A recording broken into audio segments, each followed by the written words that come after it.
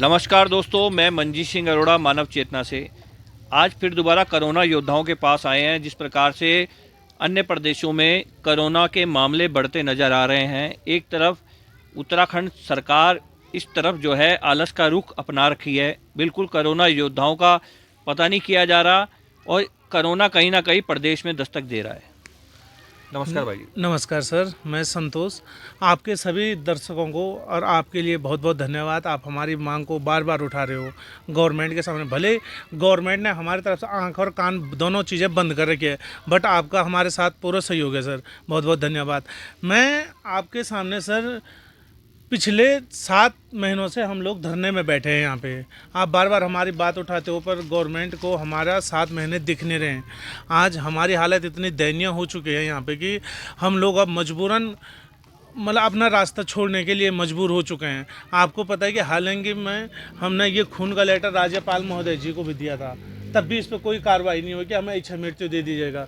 तब भी इस पर कुछ अभी कार्रवाई नहीं हुई है और होगी भी नहीं मेरे हिसाब से, क्योंकि उत्तराखंड सरकार हम कोविड वॉरियरों की तरफ से बिल्कुल मतलब आंख बंद और कान बंद, न सुनने के लिए तैयार न देखने के लिए तैयार। यहाँ से विदेशों में, अपने ज़िले में, अपने जहाँ उनका क्षेत्र है वहाँ जाने के लिए उनको प्रचार प्रसार करने के लिए फुल टाइम है। यहाँ पर रैली में आने के लिए टाइम है, अपनी रैली निकालने के लिए टाइम है, पर वहाँ से 2 कदम यहाँ पे एकता बिहार हमारे हाल चाल पूछने के लिए, हमारी परिस्थितियों को देखते हुए उनको कोई टाइम नहीं है कि क्या इन पे बीत रही है, किस हिसाब से ये लोग वहाँ पे रह रहे हैं, वो कोई चिंता ही नहीं है। 7 महीने हमारे बर्बाद कर दिए सरकार ने। 3 साल नौकरी करने के बावजूद आज हम लोग इस दुर्दशा में यहाँ पे आ चुके हैं।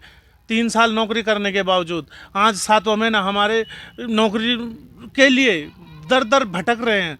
रोज़ स्वास्थ्य मंत्री के दर पे जाते हैं, उनका कहना होता है कि मैं कर रहा हूँ। हाल एक लेटर अभी उन्होंने जारी कर रखा था कि आप मतलब प्रत्येक बार अखबार में, आज के अखबार में देख लीजिए कि 4th क्लास को लगा रहा हूँ, इनको लगा रहा हूँ। बाकी लोग कहाँ जाएंगे? हमारे पास लगभग सर 132 हमारे पास फार्मासिस्ट हैं सर, कुछ 144 करीब हमारे पास डाटा है सर, और 400 कुछ लोग हमारे पास वार्ड बॉय, वार्ड आयर, सफाई नायक, ये चीज़ें सब चीज़ें।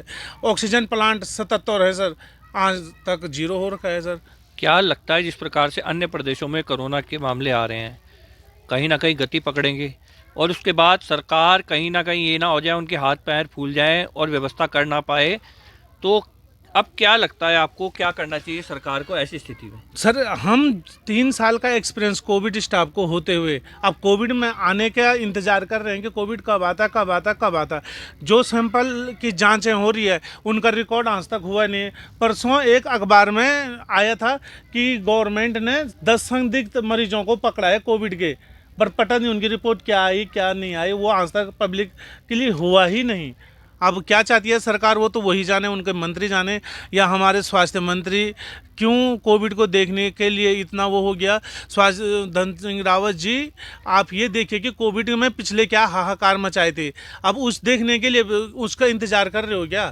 तो कोविड कर्मचारी जिस प्रकार से है, देश में कोविड आ चुका है, कई प्रदेशों में कोविड रहा है और आप कोरोना कर्मचारी हो, कोरोना योद्धा है आपको कहा जाता है। जी सर। तो जिस प्रकार से आपको निकाल दिया गया है, सरकार को ऐसी व्यवस्था करनी चाहिए कि जिस प्रकार से कोरोना योद्धाओं को पक्का कर देना चाहिए, क्योंकि ये बीमारी कोई अन्य बीमारी भी आ सकती है प्रदेश में और चिकित्सा के लिए स्वास्थ्य सुविधा दुरुस्त होनी बहुत ज़रूरी है।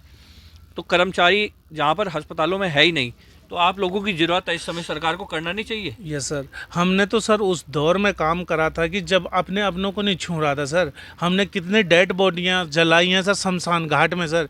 वो चीज़ आज हमारे लिए एक बलिदान मान के चलो। हमने अपना स्वास्थ्य नहीं देखा, अपना प्राण नहीं देखा, अपने घर वाले नहीं देखे, तब भी हम लोग उस आग में कूदे। पर गवर्नमेंट इसका हमें वो दे रही है सज़ा कि तुमने ये काम करा है ही क्यों? अगर तुम यहाँ नहीं मरे कोविड में, तुम लोग जिंदा हो तो वहाँ जाके मरो, तुम्हारा वहीं मरना था। शायद उस टाइम पर हम लोग मर जाते तो आज गवर्नमेंट को शांति हो जाती, क्योंकि हम लोगों ने उनको बहुत परेशान कर रखा है और नौकरी उन्होंने देनी है नहीं। क्योंकि एक बार भी क्या होता है सर, एक बार आके थोड़ी पूछ लीजिए कि क्या कंडीशन तुम्हारे लोगों की है, या तुम लोग क्या चाहते हो। हमारी तो एक न्यायोचित मांग है सर। 3 साल स्वास्थ्य विभाग में काम करने के बावजूद, 3 साल कोई छोटे मोटे टाइम नहीं होता सर। 3 साल लगातार दिन रात 24-24 घंटे उस पीपी किट में काम किया है, जिस घंटे 1 मिनट के लिए हमारे स्वास्थ्य मंत्री जी या मुख्यमंत्री जी पहन के दिखा वहीं पर दम तोड़ दें, पर तब भी 0 है माहौल। हमने उस टाइम पे उत्तराखंड को बचाया है सर। दिन रात हमारे जो इतने जो भी कर्मचारी रहे होंगे उन्होंने ये नहीं देखा कि हमारे पास मौत आ रही। हमने अपना काम करके देखा है सर। गवर्नमेंट उत्तराखंड को बचाया है, कोरोना के मरीजों को ठीक करा है सर। आज वही लोग हमें भूल चुके हैं। तो कहीं ना कहीं बहुत बड़ी समस्या है उत्तराखंड में, कोरोना दस्तक दे रहा है और इन लोगों को रखा नहीं जा रहा। सरकार को कहीं ना कहीं इनके लिए पहल करनी पड़ेगी और इनको रखना पड़ेगा, जिससे कि स्वास्थ्य सुविधाएं दुरुस्त हो सके और ये कर्मचारी जो यहाँ पर बैठे हैं वो ना बैठे हैं। ये युवा, उत्तराखंड का युवा जो बेरोजगार घूम रहा है आज, इस प्रकार बेरोजगार ना घूमे। मैं धन सिंह रावत जी से और मुख्यमंत्री पुष्कर सिंह धामी जी से यही निवेदन करूँगा कि अगर इनको तोहफा देना है तो बीमारी हो या कुछ भी हो, इन लोगों को कहीं ना कहीं आपको एडजस्ट करना पड़ेगा और जो है ये अस्पताल में रखें इनको और उत्तराखंड चिकित्सा दुरुस्त हो सके। सर हमारे तो ज़्यादा बड़ी मांग है भी नहीं सर। हम क्या चाहते हैं, जो स्वास्थ्य विभाग में रिक्त पद हैं सर, उन पे हमें समायोजन कर दीजिएगा। केवल 10-12 हज़ार की नौकरी मांग रही है, इससे ज़्यादा है कुछ नहीं सर। गवर्नमेंट का क्या है, हमारे पैसे हैं, हमारे टैक्स के पैसों से उन्होंने हमें सैलरी देनी है और हम चाह क्या रहे हैं सर। हम यही उत्तराखंड के नौजवान हैं, उन्हीं को हम मतलब हमारा भविष्य, हमारे घर परिवार, हमारी रोजी रोटी चलेगी सर उससे। हमें मत करो कोई विकास नहीं, हमारी सैलरी नौकरी दे दो, हम खुद ही अपना विकास कर लेंगे। उस 2-2.5 किलो आटे चावल से क्या होगा सर। हम खुद वो पैसे से अपने घर चलाएंगे, बाहर चलाएंगे, सब चीज़ चलाएंगे और उसके बदले में सर हम गवर्नमेंट का काम भी तो कर रहे हैं। जो वो बोलते हैं वो काम करते हैं। यहाँ तो सफाई तक, झाड़ू पोछा सब चीज़ करते हैं हमारे लोग। तो बहुत बड़ी बात है, बहुत बड़ी समस्या है। उत्तराखंड सरकार को इनकी समस्या को समझना चाहिए। धन्यवाद। मंजीत सिंह अरोड़ा, मानव चेतना से धन्यवाद।